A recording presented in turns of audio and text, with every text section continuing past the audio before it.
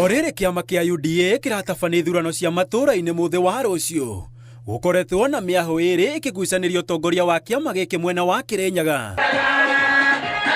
Umuthi gavana wa Kirinyaga Anne Waiguru agitabania mucemanio na arumiriri a kiama giki niguo kwarira mitaratara ya uria ithurano ici igatabanio. Gavana Waiguru erekeirie migwi miruru kuri atongoria aria maragayania kiama giki akiuga makoretwo makiagira atongoria aria angi gitio. Na mundu urenda kuga mutongoria wa UDA Kirinyaga ti gavana. Kama ni mwanamme ajitokeze, avae t-shirt yetu ya UDA, asimame kiti ya gavana, achaguliwe Kirinyaga.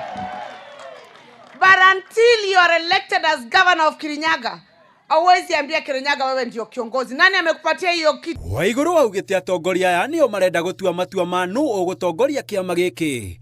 Indi kiama kia UDA ni kihandite wega rungu rwa utongoria wa President Ruto. Wewe ndio ulikuwa wa kwanza, wa pili, hata Biblia inasema ule wa saa 9 na ule wa saa 1 wote wanafika bingu.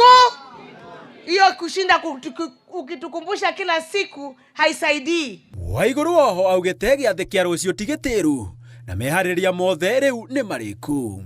Hao wengine mnaona huyo competition, kuna huyo Kalonzo, kuna huyo Matiang'i.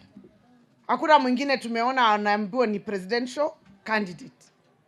Nyinyi kwa ukweli mkiangalia, kuna mtu mmoja hapo anaweza shinda Ruto? Ihinda-ini riu niokireire mutongoria wa kiama kia DCP Rigathi wa Gachagua akiuga ndangitwara muingi wa gicigo kia Mount Kenya mwena wa mung'ethaniro, kuona atongoria a mung'ethaniro matire na agenda o yothe tiga irumi. Kuunda serikali sio mapenzi. Sasa sisi tumejifanya ni kama love affair.